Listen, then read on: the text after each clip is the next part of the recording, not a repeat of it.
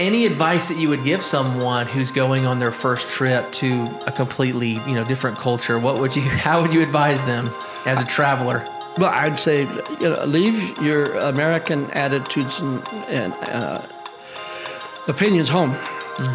Go to learn. I tell our volunteers who go on these work teams, I said, if you feel like you're going to help folks, you got it wrong. Because they don't need your help, but they'll take it. But if you're going to say, I wonder what these people can teach me, then you've got it right. And then you can take something from it. I found Americans to be, I'm traveling in these places and I become part of the culture. Yeah. Don't go and be an American. The ugly American thing is very true. Be a citizen of the world. Be an explorer. Be a learner. And then you'll have a great time. That's good.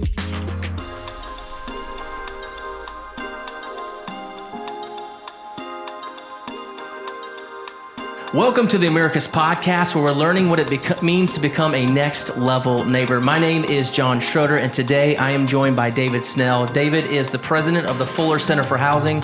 David, thank you so much for coming on the podcast. I'm delighted to be here. That's great. So, David, we got just a brief chance through email, so that's what brought us here. So thank you so much for coming on. I'd love to dive right in and hear a little bit about the Fuller Center, what that is, and then there's a process for people to apply to become to receive the project and to work through that. So, can you give us a brief description of the Fuller Center and how can someone become an applicant for that? I can. Fuller Center for Housing is a Christian ministry dedicated to the notion of eliminating poverty housing. It was founded by Millard and Linda Fuller, who were also the founders of Habitat for Humanity. And they had a parting of the ways, and we were trying to decide what to do with Millard. He said, I'm a young 70, can't find the word retirement anywhere in the Bible, and I want to do some work. So we started the Fuller Center, and that was 2005. Then Millard died in 2009 and left a big hole. And I was asked to step in and did with fear. And we've just gone on to become really a great, successful organization, but in a measured way. We don't aspire to be a Habitat for Humanity. We're happy to be in what we are. We could grow, but we're now in over 100 cities around the world. Wow. And doing just some great work. And what we do is we work with God's people in need. We work with families typically who have no other access to home ownership. They can't go to the bank and get a loan. They have no resources. They don't own land. And we help them own a home. The people come to us. We operate through our local affiliates all around the country and around the world, and like here in Americus. And someone will approach the folks in Americus and say, we really need some help. So they'll do some working with them. But the families have to agree to be part of the project. They're participants, not just recipients. So they have to help build. And if they're disabled and can't, they can go in the office and help with that. But they need to be part of it. They need to agree to pay for the costs. And a lot of folks say, now, why do you charge them for the house? That's not Christian, but it's very Christian. They pay for it on terms they can afford with no interest charged, no profit made. And what happens so often is that they end up paying less for their housing than they were paying to rent. And the long-term result, after 20 years or so, they own the house. But they really own it. You don't own things that are given to you the same way as you own things that you work for. And, we call it enlightened charity. So that's sort of what we do. And that's amazing. That's how we do it, yeah. That's amazing. So that takes a lot of initiative, right? On your part, on Millard's part. It takes a lot of tenacity, a lot of grit. It also takes a lot of just love and care. So I'd love to hear a little bit about your life story, you growing up. What were the things that brought together you seeing this as valuable to you personally and becoming a part of the Fuller Center for Housing? So tell me a little bit about you. Well, I'm from Colorado, actually. Okay. Transplant. Grew up there. Is it Colorado or Colorado? Well, it's a 3-syllable word there. It's Colorado. You just sort of drop a couple of syllables. Okay. I live in Colorado Springs, Colorado. That's good enough. We semi-retired early, and we had a little place up in the mountains, and we were just living a good little life. And a friend of mine came. He was living in San Diego. This is in 1989. Okay. And he came and said, we're having a project in Tijuana, a Jimmy Carter work project. We're going to build 100 houses. And the folks in San Diego and the folks in Tijuana can't talk to each other. They can't communicate. Would you be willing to come down? So Sheila and I moved to Tijuana. Okay. We were 6 months. It was going to be a 6-month lark. Wow. And we helped put that project together. And it was a great project. Got 100 houses built. That's amazing. It really was. It was phenomenal. But I saw things there that did start to touch my heart. And because I went to it, I wasn't a secular person, but I didn't go into this thing spiritually. But I found that it had a spiritual component. Yeah. And there was a turning point one night during the work week on Thursday night. We had a very elaborate camp with the theater and the city put together for us. And the camp went dark. And up on the top of the hill across the way, there was a light. And then there was another light and another and another. And the lights then started coming down the hill. There was the homeowners. And they were coming down into the camp and put the candle in the window of their new home. Yeah. And it was, we had these big, beefy security guards in tears. I mean, it was just a tremendously touching. Wow. But it was a spiritual moment. Yeah. And it emphasized the importance that people have in having their place. Yeah. And these weren't big places. They weren't big houses, but they were theirs. Yeah. And so your care for people that are, in a different place, trying to learn how to communicate, was that something that you were drawn to even as a young child? Like, what was your life like? No, I was raised in a very healthy home. Okay. I had a great upbringing. I had nothing to prepare me to be a builder or a banker Yeah. or a social worker. Yeah. Just a great life. And I got out of I was in the insurance business, actually, in California. Okay. But I got out of that early. Okay. And so you knew how to be relational, as obviously with insurance, meeting people, talking with people, helping people. Well, actually, yeah. And I was primarily working with farm workers who were injured. And so there was that Spanish thing again. That's been a real part of my life. Yeah, how long did it take you to learn Spanish, or was that just a part of your education? I live down in Mexico. You have to live someplace. Yeah. And, do you know, how's your German? It's not that good. It's not. It doesn't. That's really the way to learn a language, is to be there. Yeah. But it served me well. And that's what got me involved in this whole thing, which I never intended to make a life mission out of. But after the Carter Project, we got invited to come up here to Americus. Okay. Millard and I became buddies. Okay. What year was that? Do you remember? That would have been 71, 70. Okay. No, not 70. 70s? 90. Yeah, 90, yeah, 91. Just track the time. Yeah. This is 90. And we came up here and got involved with Habitat for Humanity. And we had a great time. Up until the late 90s.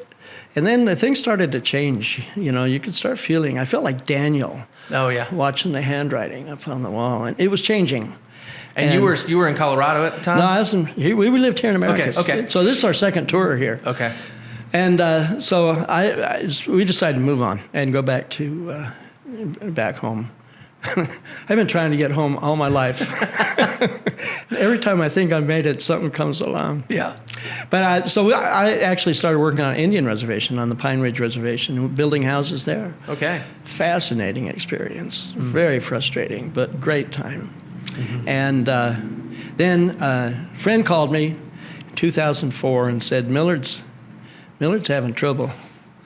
And so I gave him a call, and that's when they were going through all of the heartache of being separated from Habitat. That's right. So I've been involved with the Fuller Center since the very beginning. But I didn't actually move here until after Millard died, and then I you can't preside from afar. Yeah, yeah. That's when we moved back to Americus. That was it was 2009. Okay. So, so growing up, I want to ask you this too. What were some of your influences? Like, who were people that you were aspiring to? What was kind of life like just in high school, college? Where did you see yourself? Well, I've got to be honest with you. This was in the 60s and 70s. So we saw ourselves as rather, we were free thinkers. We were hippies. We were party people. So I can't really tell you that there was a lot of positive that came out of that time period, a lot of influence. And I have no great regrets, but I can't tell you that, that changed my life. Yeah. It was really, and then we just carried on. You get in business and you're doing the business thing, and you just. Did you meet your wife before you started your business with insurance? She worked at my dad's office. Okay. I met her at my dad's office. Wow. Yeah. Was it like love at first sight? Was it pretty close. Yeah. We got engaged. This was in 1972 now. Okay. Just to give you a clue, we're dealing with time. Yeah. I got engaged in January and got married in July. That's awesome. Everybody said it won't work. Yeah. But it did. Yeah. And here, 50 years later. Absolutely. So what did she think about traveling and those? Was she encouraged by that? She was like, David, I'm not with that, or what was the? Well, she was patient with it. Okay. She really didn't care about the international travel. She didn't want to go to Nigeria or the Congo. But, the separation was always a little bit challenging. But we had a lot of separation in our life because I was working on Pine Ridge for a while, and we lived in the Colorado Springs, then coming back and forth here to Americus. So we were accustomed to that. Yes. And leaving Colorado was very difficult because our son and grandchildren are there. Okay. And, that was hard. I mean, it's a 3-day trip if we drive. Yeah. But you know what? We have really come to appreciate Americus. Wow. And it just feels good here. And we know people, and we're involved at church, and Sheila has her clubs. And so it's turned out to be a very good experience for us. That's great. So, I would love to hear just kind of your first experiences in coming to Americus. Is the town kind of similar to the town that you came from, like as far as size, or what was your initial The town experience? Has changed. It's changed physically some, but in those early days, that Habitat was sort of an outlier here, and we felt that when we came. As a matter of fact, we went to this little church, and they were just so happy to see us. A young couple come to church, little tiny church, and what do you do? And I said, well, we're with Habitat for Humanity. Oh. And that was it. The conversation ended. Wow. So there was some of that in those early days, and that went away. Millard had a program in the 2000, ended in 2000, the Sumter County Initiative, and the idea was to eliminate poverty housing in Sumter County, Georgia. And they built lots of houses doing that. But it engaged the community in a new and different way. Yeah. And I think that if there was any residual issues with Habitat, they went away during the initiative because it turned out to be a great thing. They began to see it. Yeah. Yeah. And it was serving Americus. Yeah. Absolutely. So I saw that change. And now, like I say, it's a lovely place to be. Yeah. Yeah, it is. It is. So one of the things is you have a book called The Tattered Passport. Yeah, I do. Correct? Yes. And it's a lot of your experiences, journal entries of different places that you got a chance to go and see, because you did the site visits, correct? So right. As someone would come to you and say, could we do affordable housing here? You would be able to go and check that out. So, right. and I was reading how you were really excited about being able to do that. So tell me a little bit about just the initial being able to be, that's your job description. Well, I couldn't have asked for anything better. It was a true blessing. I traveled the world. And the first place I went was Nepal. I'd always been fascinated with Tibet, Nepal, the Himalayan countries, and I just could not wait to get there. And it turned out to satisfy all of my expectations. Wow. And more. We did projects in Congo. They didn't succeed, but our project site was 4 hours by boat into the jungle. Yeah. And I was I was the first white man to be there in 20 years. Wow. I was walked out of a meeting, and as a little 3-year-old kid, looked up and screamed. I'd never seen anything like it. Yeah. That still happens a little bit. But I got to go places. I've been to North Korea. Wow. We tried to do a project there. It didn't work. It turned out they're not honest. Hard to believe. Yeah. But I mean, things like that. Those are experiences you can't trade.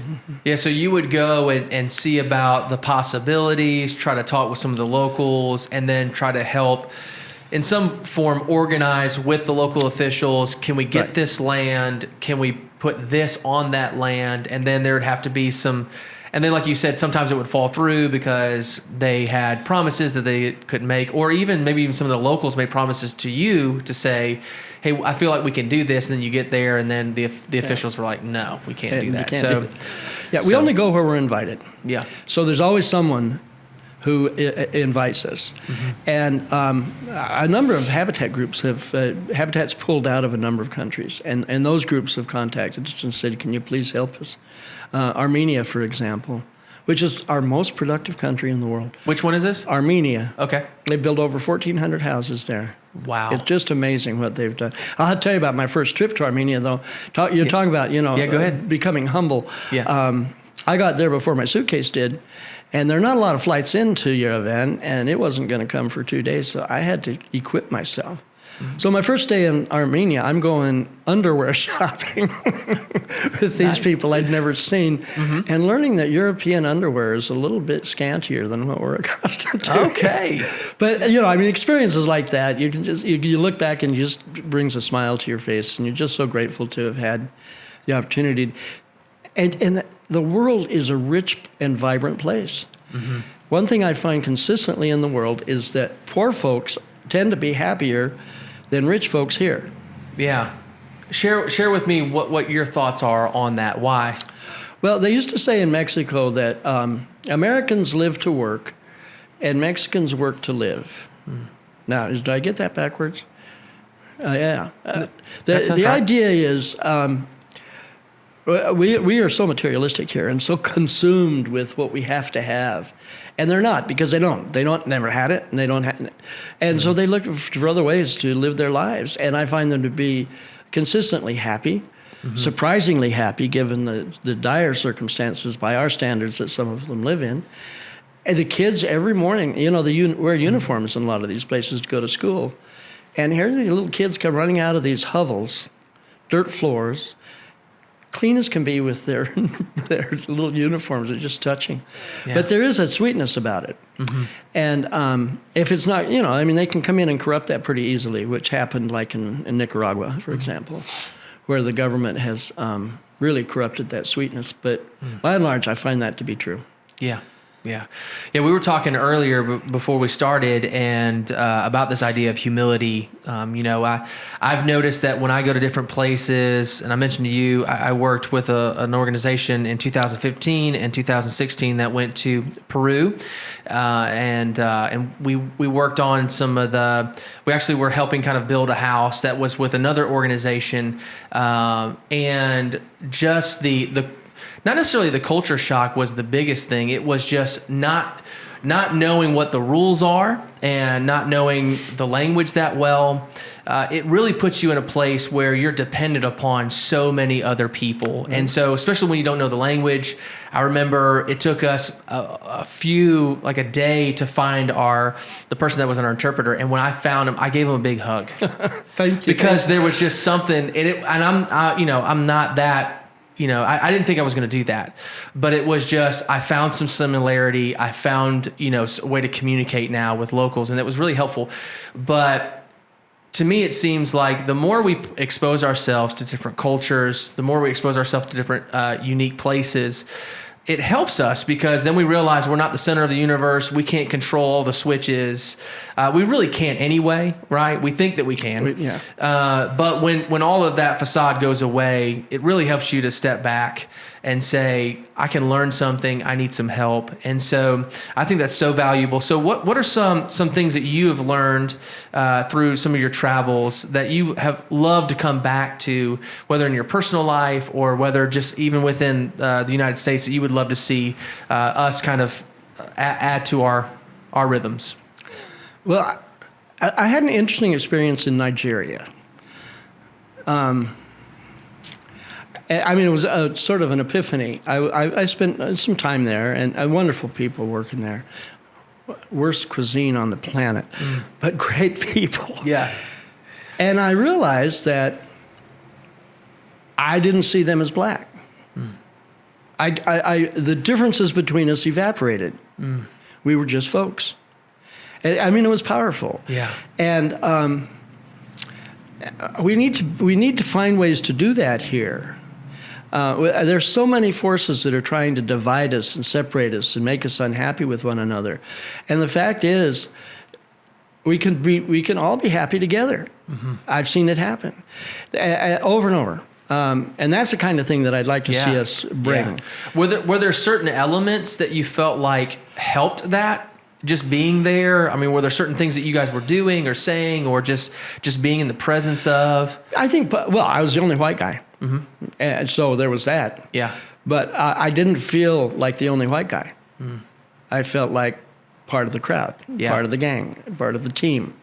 But it was a sudden thing. Another thing that happened there, we were in the hotel and we were getting ready to leave, and I had my suitcase and was carrying it down the stairs, and one of the guys came and grabbed it from me.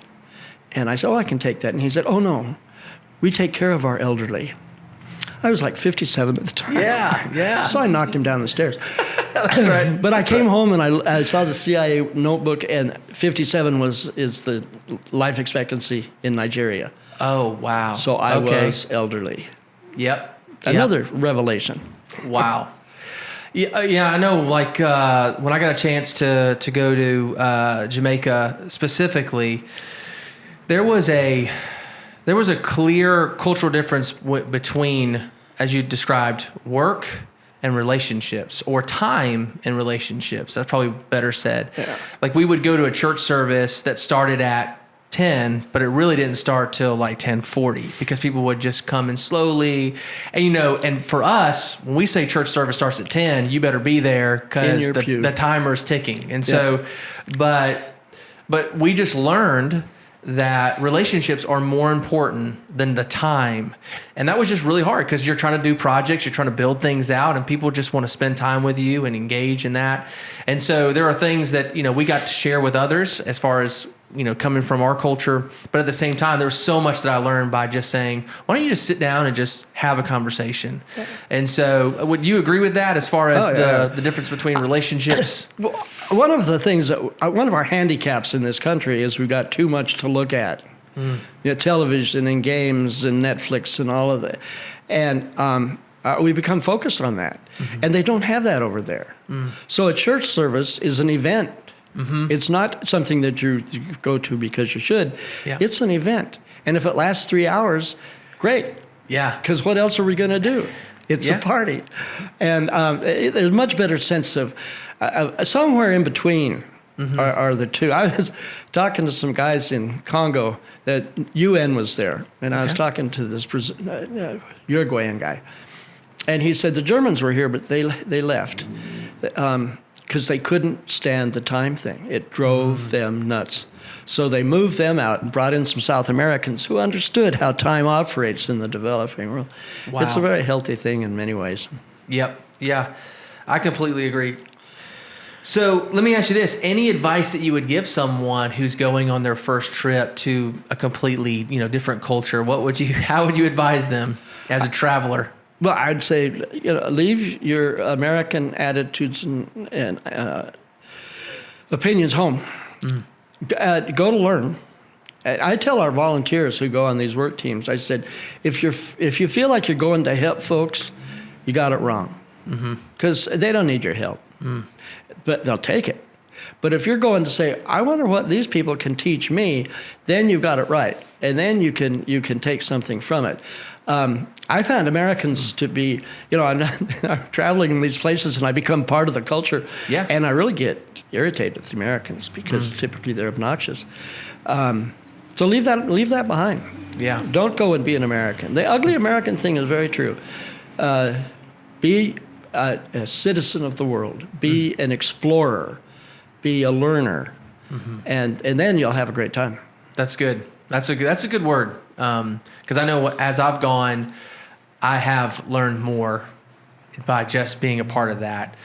Let me ask you this: how do some of the locals that you've met, how do they view America in general? Like when they hear, "Oh, you're from America," what is that description to them? Well, it's interesting. In Europe, it's never good. They look down on us. But in the developing world, there's always curiosity. And they have a lot of questions. What about this? What about that? I don't sense antagonism. North Korea, I did. But in other places, I don't. They're not antagonistic towards us, but they're very interested. And there's a lot to talk about. They want to know if there's I heard that people just leave their cars abandoned on the roads. They're so rich. And I said, well, not my friends. Yeah, that's right. That's right. Yeah. But when we were in Tijuana, after Tijuana, we lived in San Diego for a year, and my wife was friends with some of the women that lived in our neighborhood, in the neighborhood in Tijuana. Yeah. And she wanted to invite them up. They were going to have a little sewing circle or something. But she was very concerned. She said, what will they think coming into our house? Will that be a problem for them? And I said, no, I think you can imagine it more like if we were invited into someone's estate. And we could say, wow, isn't this cool? But we wouldn't feel oppressed by the fact that they had an estate and we went home to our littler house. And it turned out to be that way. The women just came. They had a wonderful time. And friendships were formed. All right. Well, let me ask you this. I know that, so I know you speak Spanish a little bit, right? Or pretty proficiently. I'm pretty good with that. As far as languages, what have been the most culturally beautiful to you, and then what are some that have been really difficult to try to follow, just from your experience? As far as following the language, yeah. Trying to keep up with. Well, what's going on. French is very pretty. Haitian French is actually a little bit easier because they write phonetically. Okay. In Haiti, they don't use the QUEs and all of the, if they just write it. So you can actually, if you know a little bit of French, you can read the signs in Haiti. You can't in Congo, where they're purists. I found Lingala is a language that they speak in the northern part of Congo. Okay. And it's really pretty to listen to, but there's nothing in it that relates to anything we know. Wow. It's just an entirely different language. We did a project in Hungary in the 90s, and that was tough. Not a particularly pretty language, and impossible. Because, again, it's almost like Lingala. There's just nothing that connects English to Magyar. And if you try to speak it, they correct you. Yeah, they'll come at you with this awful English, but then you try to say something in Magyar. No. Yeah. But anyway, do a lot of people come to you because they hear you speaking English and they see you? Did they say, "Could you teach me"? Does that happen a lot? Not in a lot. Countries?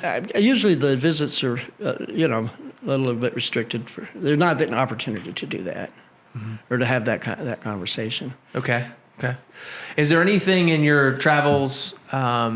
As you have this mission, you have this assignment, you've been on this project or whatever it is, that you just felt like, I think it's time to go home. I think this is, I don't want to do this anymore, or maybe not to that degree, but is there any experience that you've had that's really shaped you in a very difficult way, challenged you?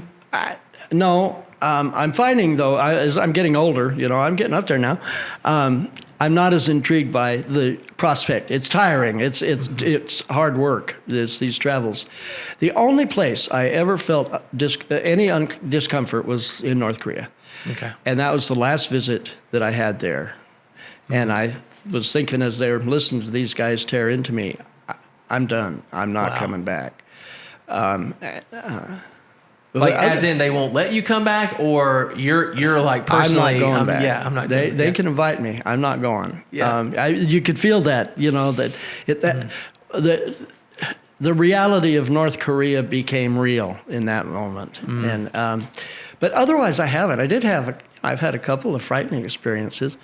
I was on the tarmac in Bandake in Congo, ready to get on the plane, and an immigration guy came over and grabbed my passport. And he starts looking through it, and he says, "You can't leave. You didn't get a stamp." Well, I had an expediter. Expediters are these wonderful angels that take care of you when you're on the ground in a place like that. And he was standing there, and the guys standing there, two of them are carrying on. I mean, they're close to fisticuffs. And finally, he grabs the passport and hands it to me, and he said, "Run." Wow. So I ran. I got on that airplane praying that one of them wouldn't follow me. But, those are they're the kind of experience that are kind of at the time, but afterwards you're thinking, "Oh, that's cool. Wow. That was fascinating." Wow. Yeah. I know part of the project too is being able to speak and to share not just the physical aspects of the Fuller Center, but also the message of the Fuller Center. So when you get to go to a place and you get to talk to some locals, how do you communicate while you're there? What are some things that you say? Well, I tell them that I tell them first who we are. We like to say that we are unashamedly Christian and enthusiastically ecumenical. Okay. So I want them to know that from the get-go. That doesn't mean that if there's a Muslim in the crowd, we won't build with them. But I want them to know where we come from. Yeah. And that this is a Christian ministry, that every house is a testament of God's love. And that the people that come to help them will be people who are on a mission. They'll have a sense of mission about being with them. But then I tell them what we're going to do. We're going to build these houses with you. We always say with rather than for. And I think that's an important distinction. But we'll build with you, and then you can help others have a house by paying for the house that we build for you. Clarence Jordan at Koinonia. Yes. He was Billard's spiritual father that really got this whole thing kicked off in 1968. And what Clarence wrote was, what the poor need isn't charity, it's capital. Not social workers, but co-workers. And what the rich need is a wise, just, and honorable way of divesting themselves of their overabundance. Yes. Isn't that great? Yeah, it's a good way to put it. But we believe that. And we watched, that was 1968. And in the years that followed that, terrible things happened to housing in America. We started building these monuments and putting people in them for free. All of the public housing that went up destroyed families, destroyed initiative, destroyed self-worth. I saw that ahead of time. And that's why partnership housing became important, where the recipient is a participant. They're part of the process. And then when they pay, their money stays in the community to build another house. So they become donors in their own right, something that the poor seldom have an opportunity to do.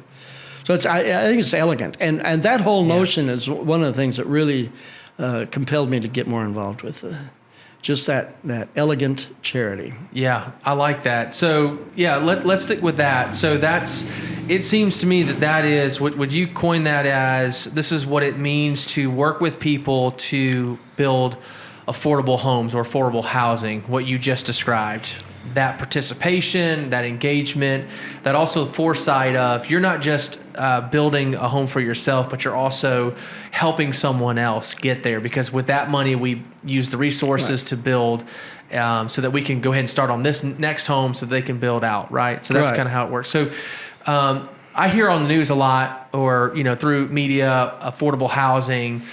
What do people in general, what do they mean when they say affordable housing? Is it the same as the Fuller Center? I don't think it's the same. We talk about affordable home ownership. That's an important add-on to the whole concept. But we're working with poor people by definition. Okay. Miller just say, if you're not having trouble with your homeowners, you're choosing the wrong people. Okay. So these are poor. These are people who have no other access. And the affordable housing that I see in the media, it's a very real issue. I mean, there are people who cannot live in San Francisco, who work in San Francisco, like policemen and firemen, because the housing is unaffordable. But they do have resource. They could live someplace else and have a home. And now here in Americus, you know, it's pretty easy to become a homeowner relative to other places. Even in Atlanta, it's much easier here because the costs are more. The living wage and all that kind of stuff, and it just all sort of fits and makes it more easier. But I see what we talk about as affordable home ownership is a little bit different from what the media is talking about, because they're talking about housing wealthier people. And you think that also that aspect of having them partner with you to build the house is also probably something that's different from what they're saying? Oh, I imagine so. Okay. You know, they may talk about sweat equity, but it's not typically part of the deal. Okay. It's how can we get more money into their hands? What is a typical home? And a typical house, and maybe you can give some examples where it's maybe not in general, but we've built houses for this much in this place. We built houses here for that. What is that? Can you give me some numbers? The numbers are going up. Yeah. But we're still building, like over in Lynette in the Chattahoochee Valley. We'll get a house up for $60,000. Yeah. And we can do that in a lot of places. We work a lot in smaller towns, interestingly. Okay. Where things are more affordable. I mean, it's just the way things have shaken out. Now, we can build a house in Madagascar for $3,500. Wow. They're the most cost-effective operation. But in the States, we're talking 60, and it's sneaking up. You know, it's going to be 100 for long. Yeah. But... And then people hear about the Fuller Center, and they reach out to maybe a local chapter, or how does that? You had mentioned that each one is autonomous towards what you guys are doing. So they'll hear about it, and they might hear about it at church. Some of them advertise. You know, they'll have a housing fair. And folks will learn about it and say, you know, this is something I might want to get involved with. And then there's an application process, and we don't. Some of them take they'll run a credit check, but we know they're not credit worthy, typically. But we're looking for liens. We're looking for pitfalls that might get in the way of their actually owning their home. Okay. But there's a process, and then there's some training.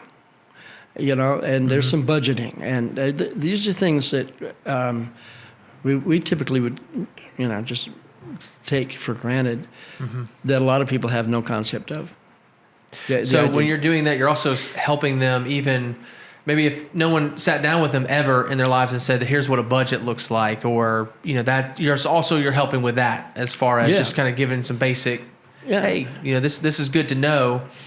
So it's not just about building the house together with them, but it's also kind of working with that. Yeah, I mean, because we're asking them to take on a big assignment. You're going to have a mortgage. Yeah, and you need to know how to deal with that. Because we do expect them to pay. We're not heartless. We'll help them if situation gets tough. But if they just decide not to pay. We'll foreclose. I love the idea of no interest, and I know that comes from a biblical perspective, right? So tell me a little bit about that. In more than one place, the Bible says, don't charge interest of the poor.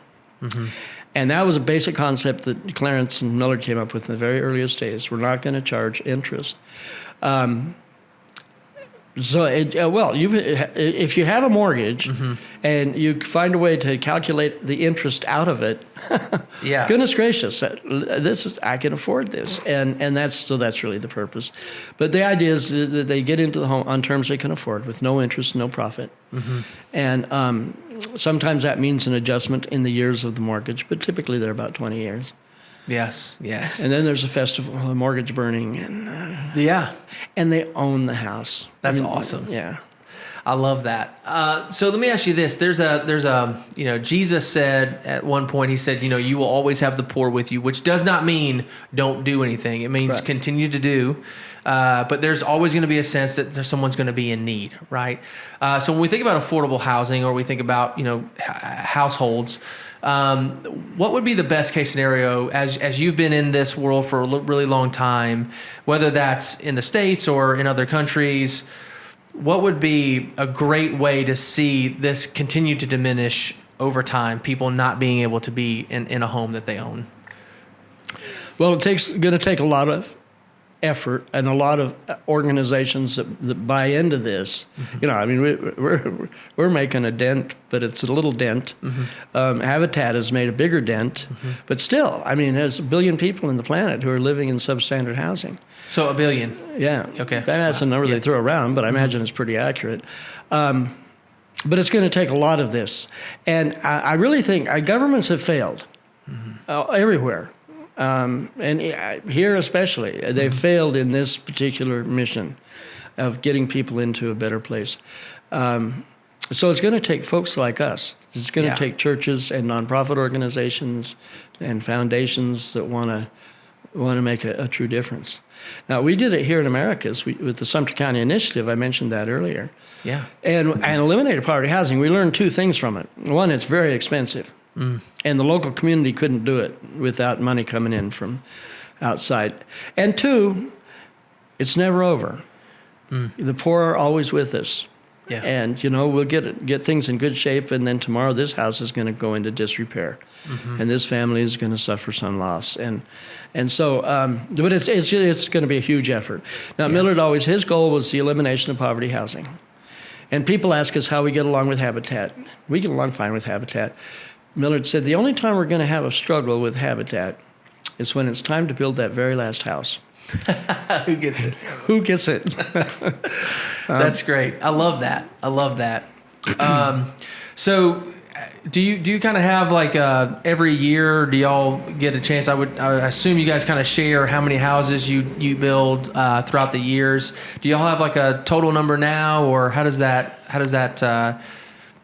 work as far as how do you guys set goals and just get excited about y'all's assignments and your mission? Yeah, well, it's kind of hard to set goals because we're dealing with 120 separate outfits that are setting their own goals. And we can encourage them, but it's not a top-down operation. Yeah. Which is one reason we're very lean administratively, because we don't need to have a lot of levels. So that's difficult to do. But I mean, we're talking thousands of houses. More overseas than here. Yeah. And we're seeing a lot more, because of the costs, we're seeing a lot more rehab. We call them renew projects. Yeah, I was going to ask you about that. Tell us a little bit about that part of the... Yeah, that's a good operation. And that's what they're doing here in Americus, the 2 they're working on right now. But it takes an existing structure and fixes it. Okay. Essentially. And it's always more difficult, more expensive than you think it's going to be. You start tearing into those walls, who knows what you're going to find. But, you can do that for $25,000, $30,000. Okay. So a group could do a couple, 3 of those for the same amount of money that they'd spend on building a new house.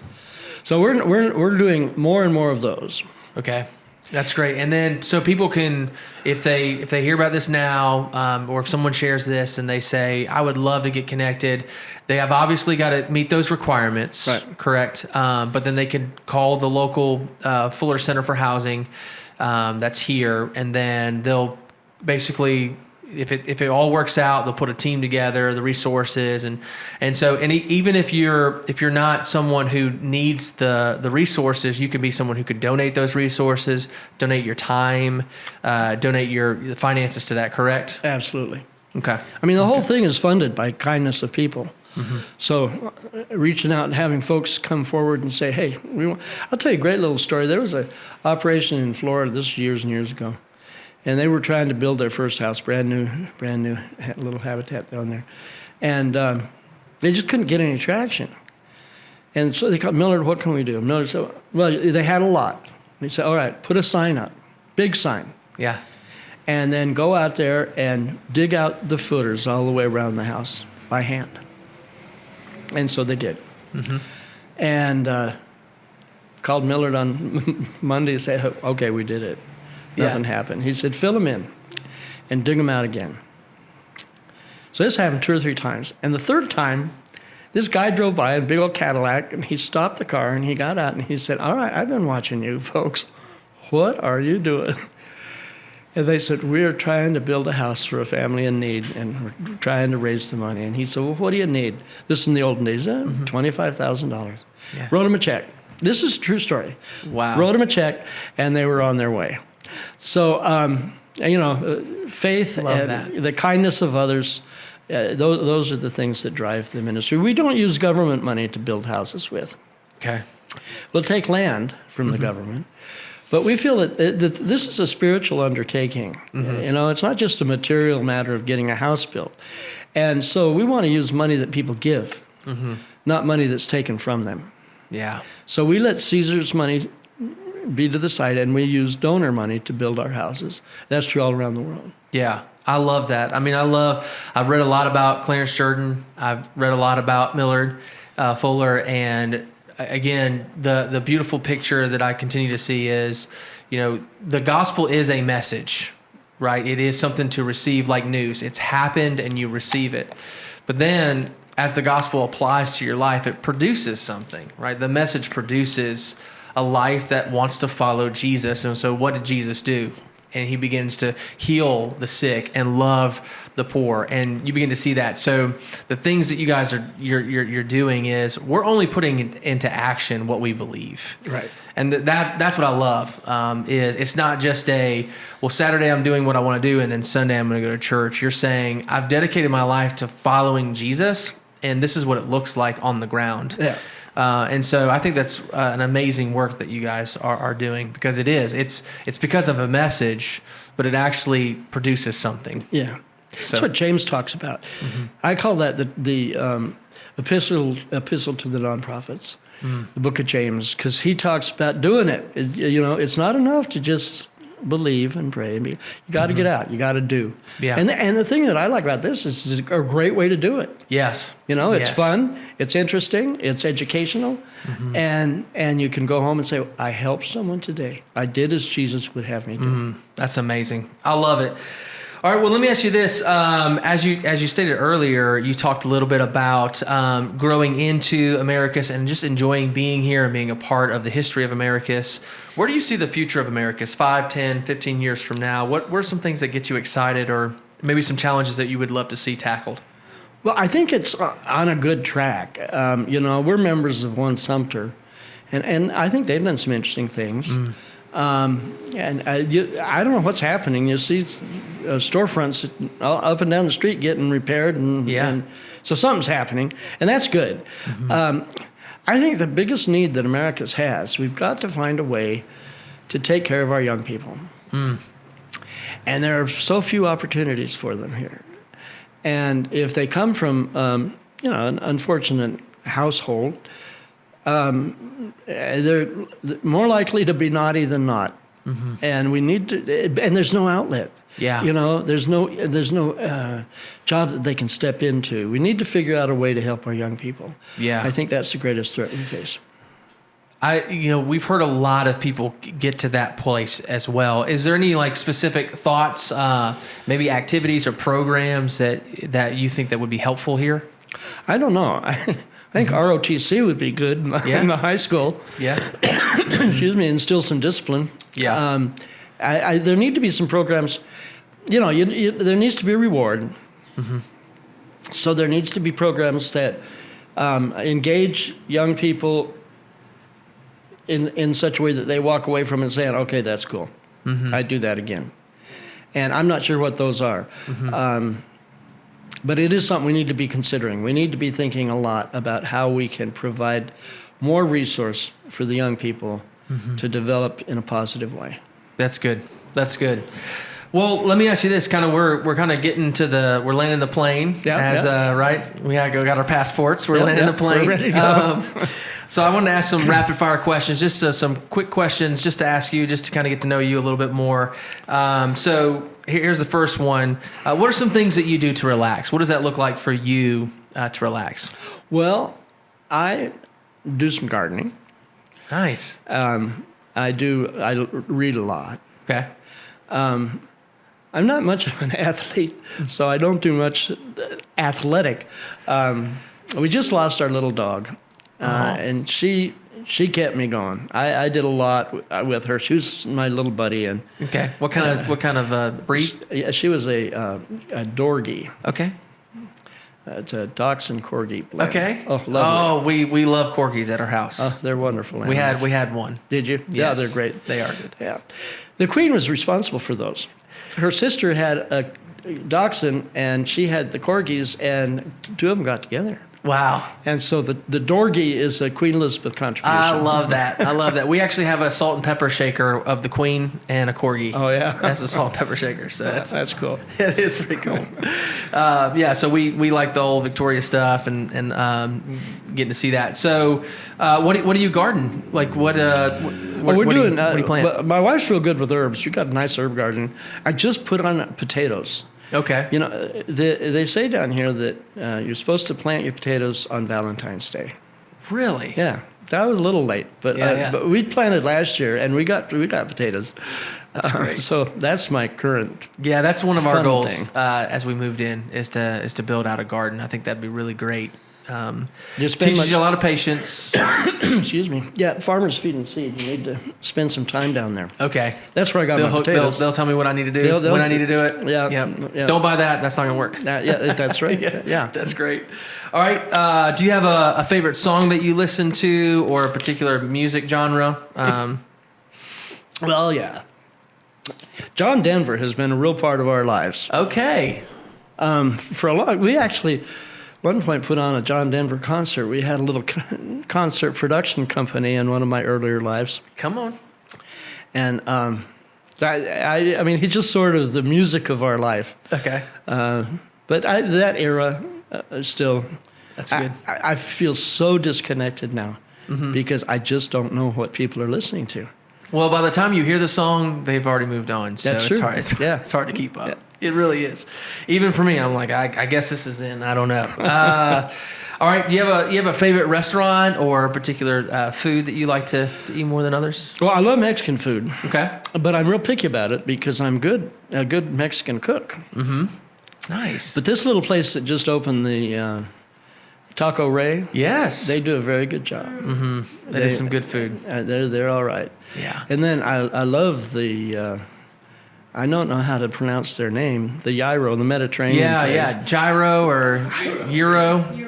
Euro. Depending on, yeah. Yeah, I like. Is it Colorado or Colorado? You know. Yeah, really. You have to be careful how you pronounce it. But I like their food too. Yeah, it's good. Yeah. It's good. It's got, and they got a new place that they're opening up here pretty soon. So I mean, they've actually got a really good Cuban place right behind the Walmart. I think. Right in around the gas station. Yeah. You know that's like a nursery for.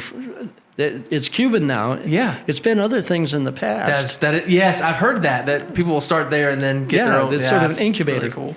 All right. You have so you say you don't play sports. So you watch sports? Are you? I don't. Okay. It's time wasting to me. Mm-hmm. Now, I don't want my public to know that. That's right. But no, I don't follow it. Okay. Do you have a favorite family or friend activity that you like to do? Well, we love to get together with the kids. We have two really wonderful grandsons. One is just named a senior game warden in Wyoming. Okay. He's 23 years old. That's amazing. And the other one's a firefighter in Leadville, Colorado. Wow. But I just can't get enough of spending time with them. We were with them, fortunately. We were in Colorado up until their early teens. Okay. So we got the best part. Okay. And when they start turning on us, we were gone, but now they've turned back. Yeah, that's right. Well, now they kind of miss you a little bit, right? Yeah, when they had that. All right, last question. Is there any other place that's a bucket list that you say, I would like to go there, or at least go back again before I settle down? Well, I'll tell you. That's tough because every place I've been has been the greatest place, and part of me doesn't want to go back. Yeah, and it's to have that be affected. But I haven't been to Madagascar. I'd like to go to Madagascar. We have a great operation down there. Wow, one of the poorest countries in the world. Mm-hmm.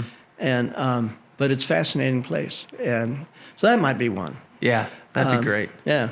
I love it. Well, David, thank you so much for coming on the podcast, spending time with us, getting us a little bit more of better understanding of what the Fuller Center for Housing is and does, not only internationally, but also locally.